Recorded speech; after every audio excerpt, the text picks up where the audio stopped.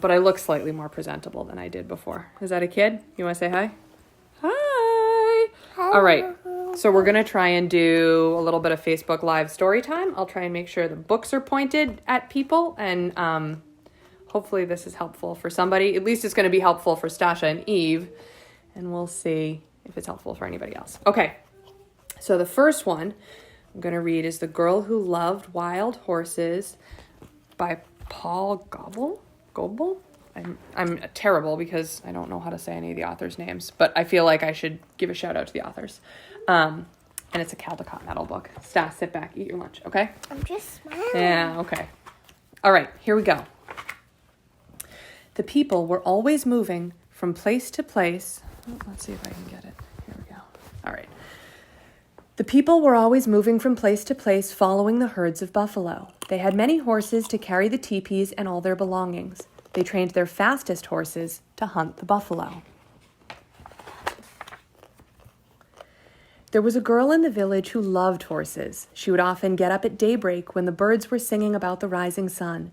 She led the horses to drink at the river. She spoke softly, and they followed. People noticed that she understood horses in a special way. She knew which grass they liked best and where to find them shelter from the winter blizzards. If a horse was hurt, she looked after it. Every day when she had helped her mother carry water and collect firewood, she would run off to be with the horses. She stayed with them in the meadows, but was careful never to go beyond sight of home. One hot day, when the sun was overhead, she felt sleepy. She spread her blanket and lay down. It was nice to hear the horses eating and moving slowly among the flowers. Soon she fell asleep. A faint rumble of distant thunder did not waken her. Angry clouds began to roll out across the sky with lightning flashing in the darkness beneath. But the fresh breeze and the scent of rain made her sleep soundly. Suddenly, there was a flash of lightning, a crash and rumbling which shook the earth. The girl leapt to her feet in fright. Everything was awake. Horses were rearing up on their hind legs and snorting in terror. She grabbed a horse's mane and jumped on his back. In an instant, the herd was galloping away like the wind. She called to the horses to stop, but her voice was lost in the thunder. Nothing could stop them. She hugged her horse's neck with her fingers twisted into his mane. She clung on, afraid of falling under the drumming hooves. The horses galloped faster and faster, pursued by the thunder and lightning. They swept like a brown flood across the hills and through the valleys. Fear drove them on, leaving their familiar grazing grounds far behind. At last, the storm disappeared over the horizon. The tired horses slowed and then stopped and rested. Stars came out, and the moon shone over the hills the girl had never seen before. She knew they were lost. Next morning, she was wakened by a loud neighing. A beautiful spotted stallion was prancing to and fro in front of her, stamping his hooves and shaking his mane. He was strong and proud and more handsome than any horse she had ever dreamed of. He told her that he was the leader of all the wild horses who roamed the hills. He welcomed her to live with them. She was glad, and all her horses lifted their heads and neighed joyfully, happy to be free with the wild horses. The people searched everywhere for the girl and the vanished horses. They were nowhere to be found. But a year later, 2 hunters rode into the hills where the wild horses lived. When they climbed a hill and looked over the top, they saw the wild horses led by the beautiful spotted stallion. Beside him rode the girl, leading a colt. They called out to her. She waved back, but the stallion quickly drove her away with all his horses. The hunters galloped home and told what they had seen. The men mounted their fastest horses and set out at once. It was a long chase. The stallion defended the girl and the colt. He circled round and round them so that the riders could not get near. They tried to catch him with ropes, but he dodged them. He had no fear. His eyes shone like cold stars. He snorted, and his hooves struck as fast as lightning. The riders admired his courage. They might never have caught the girl, except her horse stumbled, and she fell. See, there's the stallion defending her. Mm-hmm. She was glad to see her parents, and they thought she would be happy to come home again. But they soon saw she was sad and missed the colt and the wild horses. Each evening as the sun went down, people would hear the stallion neighing sadly from the hilltop above the village, calling for her to come back. The days passed. Her parents knew the girl was lonely. She became ill, and the doctors could do nothing to help her. They asked what would make her well again. "I love to run with wild horses," she answered. "They are my relatives.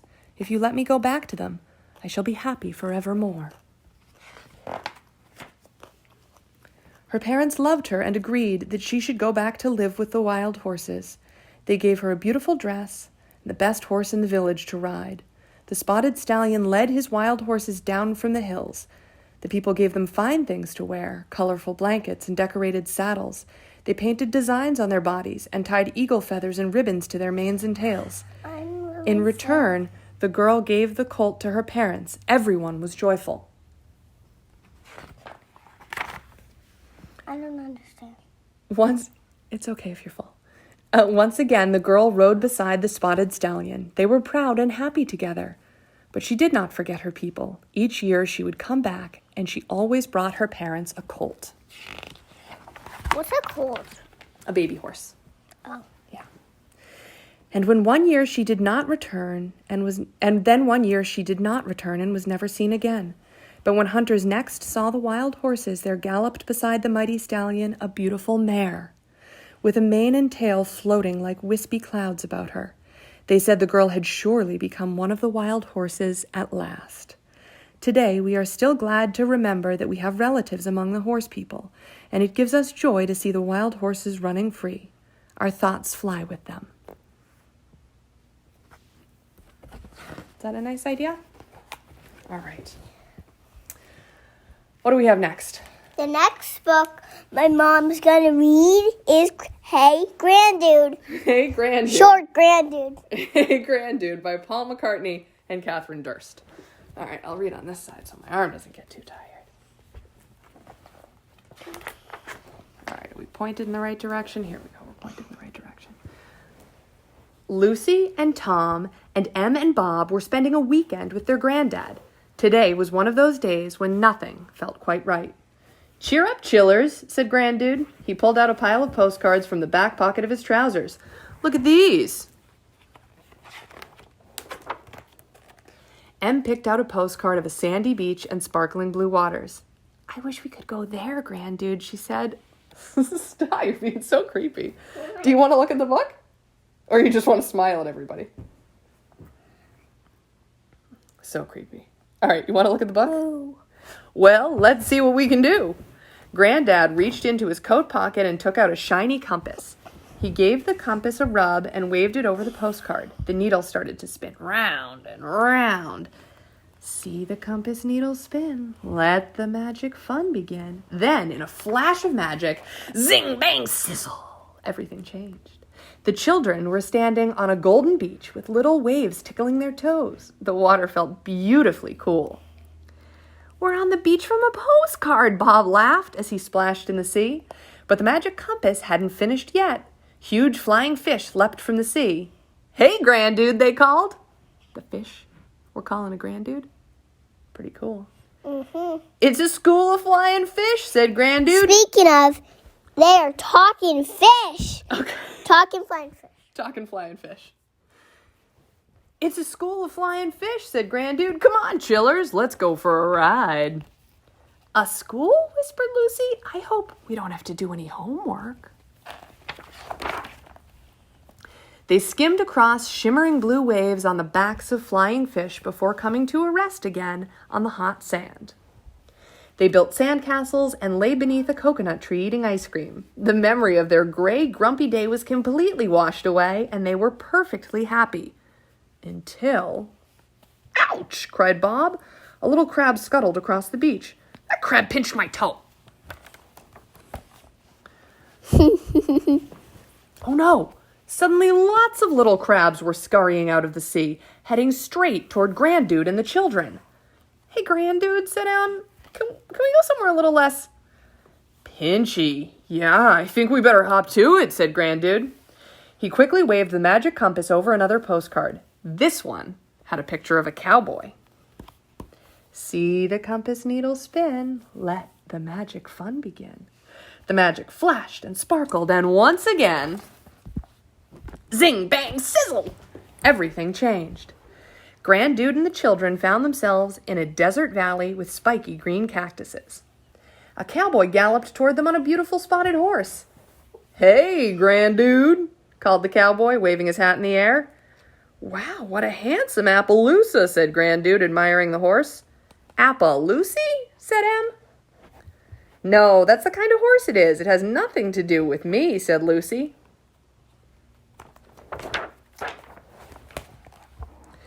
Grandude gave a whistle, and 5 more horses came galloping up. He helped each of the children onto a horse, and they raced together through the valley. "Whee!" cried Bob. "Faster!" yelled Lucy.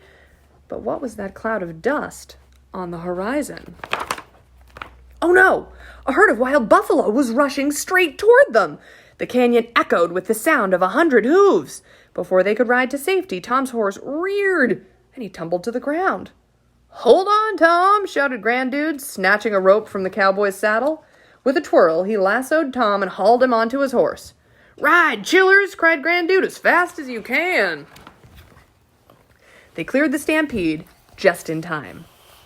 "Hey, Grandude," panted Tom, "perhaps we could go somewhere a little less stampy?" "Yeah, good idea," said Grandude, "and I think I need to cool down." Once again, he whipped out his magic compass and waved it over a postcard. "'Cause it's really hot in the desert, don't you guys think?" See the compass needle spin. Let the magic fun begin. Before the children could see the picture, magic sparkled and flashed, and in the blink of an eye, zing, bang, sizzle, everything changed. They found themselves high on a hill in the afternoon sun. The children laughed as they rolled in sweet-smelling wildflowers that seemed to stretch forever. Grandude pulled out his trusty guitar and began strumming a song. "Hey, Grandude," mowed some friendly cows. Oh, wait, is that what a cow would sound like? Maybe, "Hey, Grandude," mowed some friendly cows, their bells tinkling along to the tune. Grandude drew a small telescope from his pocket, and they took turns looking at the snow-capped peaks. But soon, they heard a rumbling sound. "Oh no! Hey, Grandude, look!" yelled Lucy as she peered through the telescope. A huge wall of snow was sliding down from the mountains above. "Avalanche!" "Quick, chillers!" cried Grandude. "Jump!" Just before the wave of snow reached them, Grandude and the children leapt onto one of the cows. "Up, cow, up!" Grandude cried. Magic swirled from the compass, lifting them all higher and higher off the ground, sailing them safely through the sky with the sea of snow rushing beneath them. "Swiss cows are exceptionally good flyers," said Grandude. They also make good chocolate. Now, riding a flying cow is a lot of fun, but it had been a very long day. "Hey, Grandude," said Lucy. Is that why they're called Swiss cows? No, it's because they're from Switzerland, honey. "Maybe we could go somewhere a little more sleepy," said Grandude with a chuckle. And I agree that,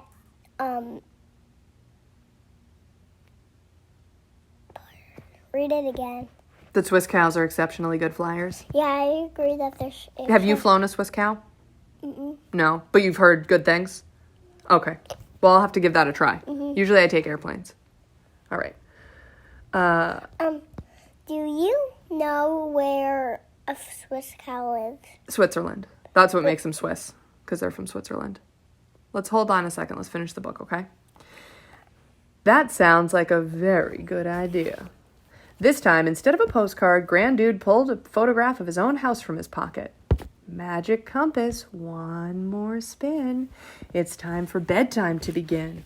He waved his compass over it, making the magic sparkle and spin, and just like that, what comes next? Zing, bang, sizzle! They were back in Grandude's living room, and the compass hadn't finished yet. With a final flash of magic, the children were changed and ready for bed. Their teeth brushed, their faces were washed, and they were all tucked up tight. And in 5 minutes flat, Tom and Bob and Lucy and Em were fast asleep, dreaming of their next adventures. See the compass needle spin. Let the magic fun begin. Where does it look like they're going to go next? The jungle? Mm-hmm. Good night, Grandude.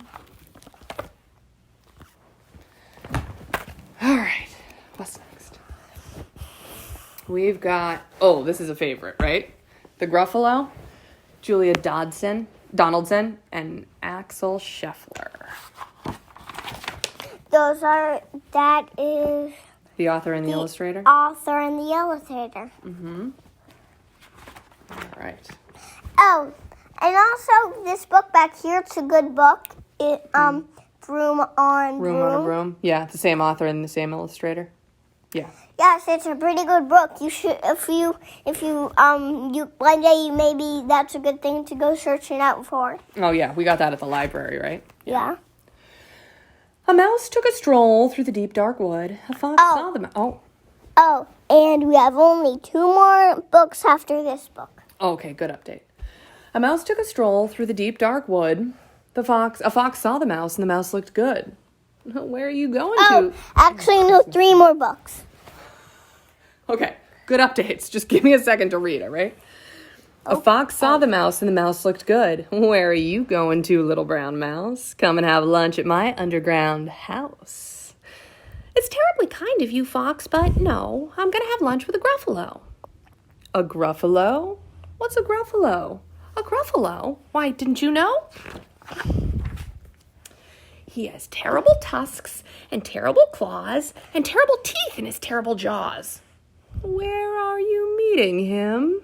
Here by these rocks, and his favorite food is roasted fox. Roasted fox? Oh my, Fox said. Goodbye, little mouse, and away he sped. Silly old fox, doesn't he know? There's no such thing as a Gruffalo. Maybe there is. On went the mouse through the deep dark wood, and Owl saw the mouse, and the mouse looked good. Ooh, where are you going to, little brown mouse? Join me for tea in my treetop house. It's frightfully nice of you, Owl, but no, I'm going to have tea with a Gruffalo. A Gruffalo? What's a Gruffalo? Why didn't you know? A Gruffalo? Why didn't you know?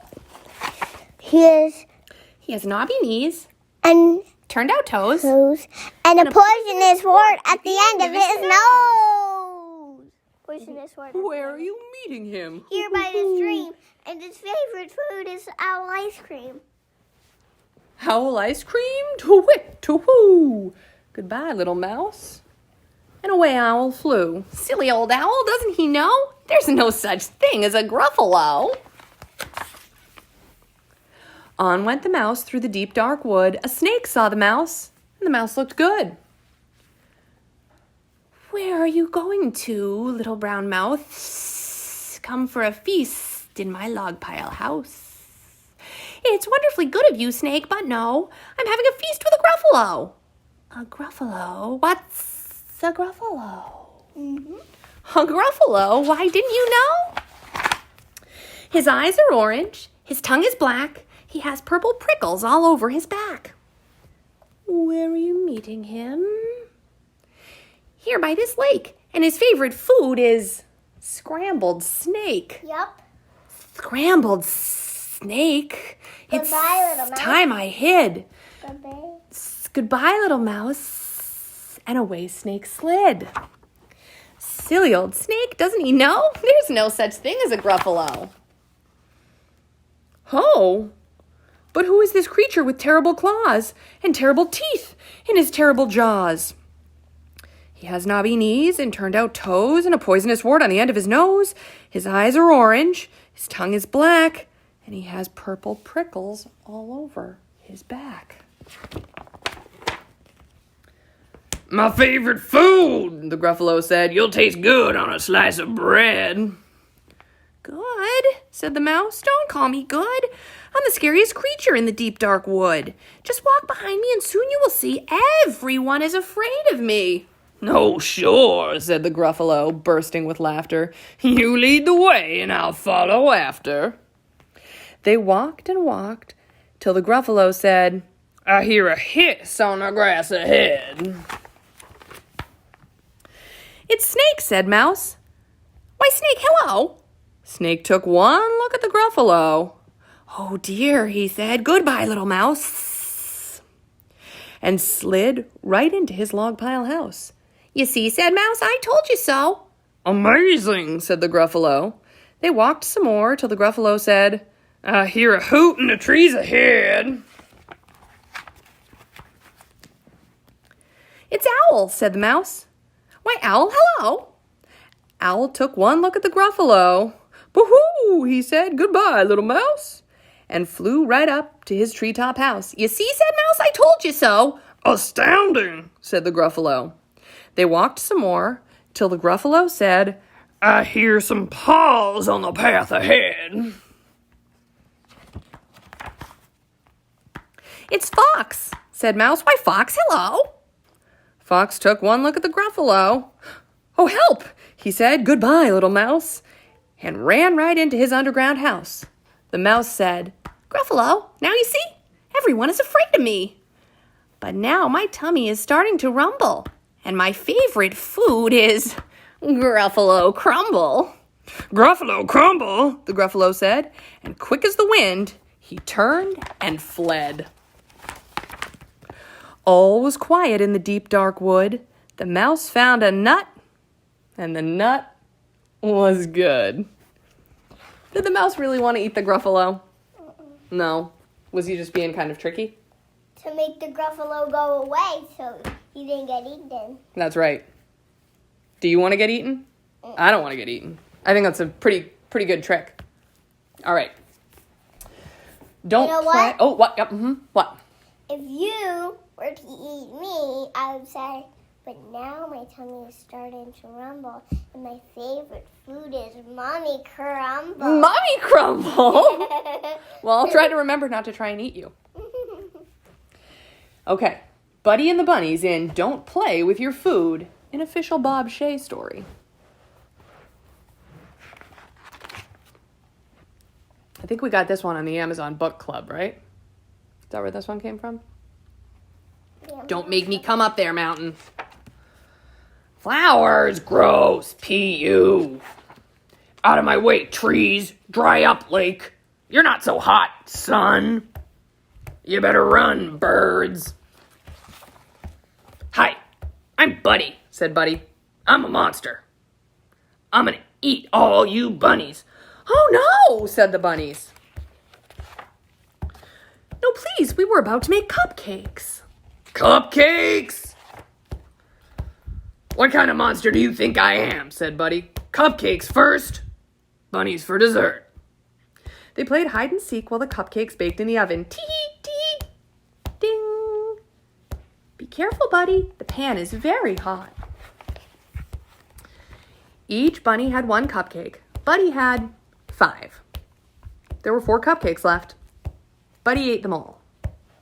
I'm so full. Would you bunnies mind if I ate you tomorrow?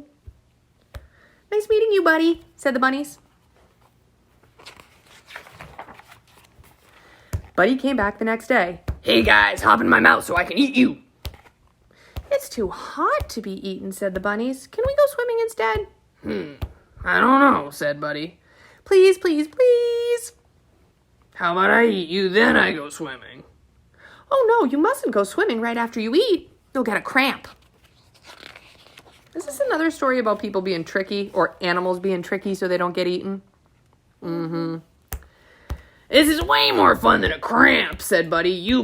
If you bunnies are half as delicious as you are nice, I'm in for a treat. Buddy and the bunnies laughed and splashed all afternoon. Swimming under the hot sun tuckered everyone out. Buddy and the bunnies took a nap in the tall, cool grass. When Buddy woke up, he thought, I really should eat them, but I hate to wake them. They look so cute when they're napping. Buddy patted the bunnies' heads and whispered, I promise to eat you tomorrow. Then he tiptoed away. Row! What the? The next day, Buddy couldn't believe his eyes. All the bunnies wore stripes, just like his. Surprise! Yelled the bunnies. We started a stripy stripe club in your honor.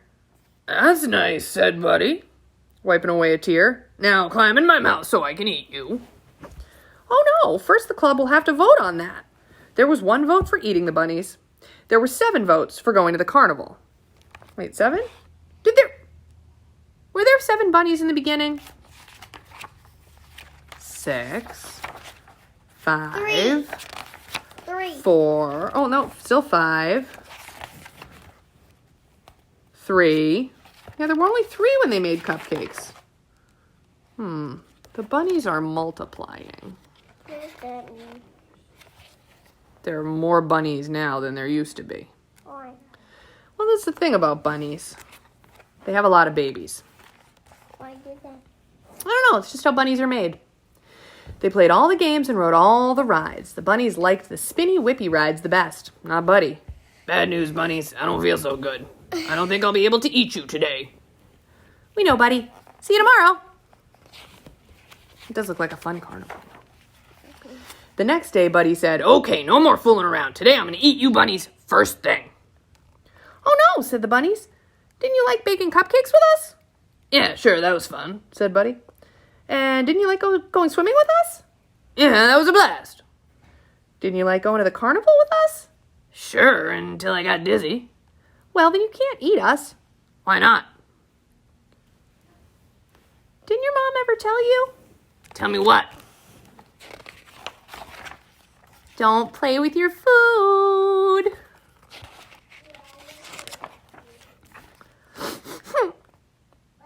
You bunnies tricked me, said Buddy. Oh no, said the bunnies. We wouldn't do that. We like you, Buddy. Now I feel terrible, said Buddy. After I eat you bunnies, I'll be all alone. No stripy stripe club, no swimming, no hide and seek. Hey, weren't there 7 of you yesterday? More than 7 today. Should we count them? 1, 2, 3, 4, 5, 6, 7, 8, 9, 10, 11. That's more than 7. A lot more. Wait a second. My food never makes me sad. Maybe you're not my food at all. Maybe you are my friends. And I'm pretty sure you're not supposed to eat your friends.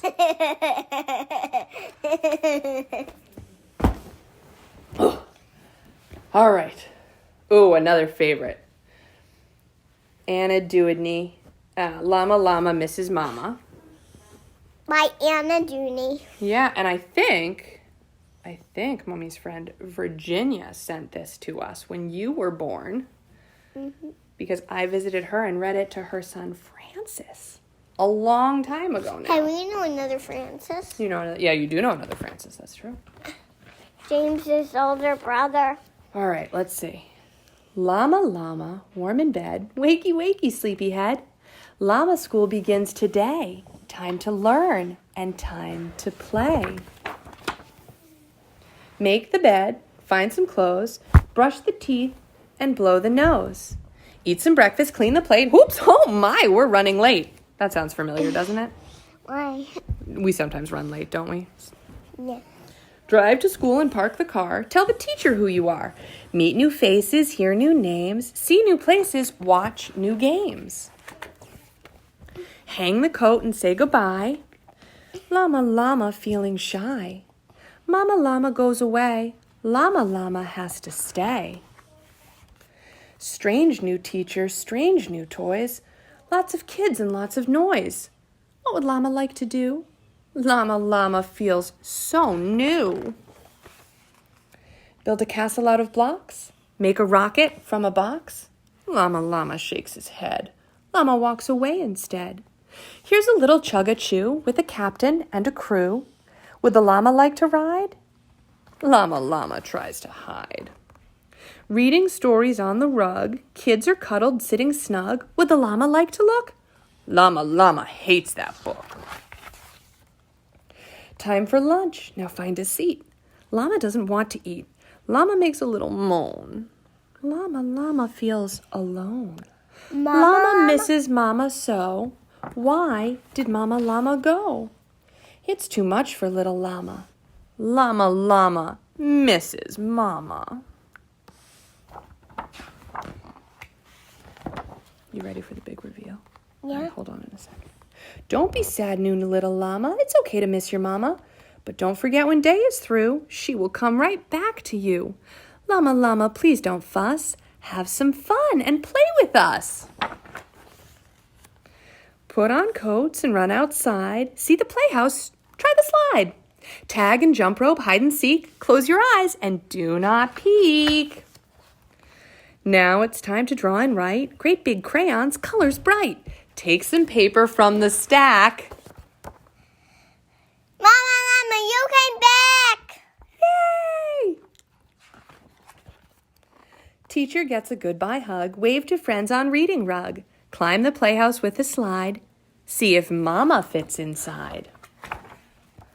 Lots to show and lots to say. Back again another day. Llama finds out something new. He loves Mama. And school, too. Do you love school too? Yes. Yeah, pretty good. All right, littlest kid, is there one more book to read or are we done for now? Done for now. Okay. Well, hopefully that was helpful. I will try and figure out how to save it if anyone wants to watch it later. And maybe we'll do this again soon. Bye-bye. Bye.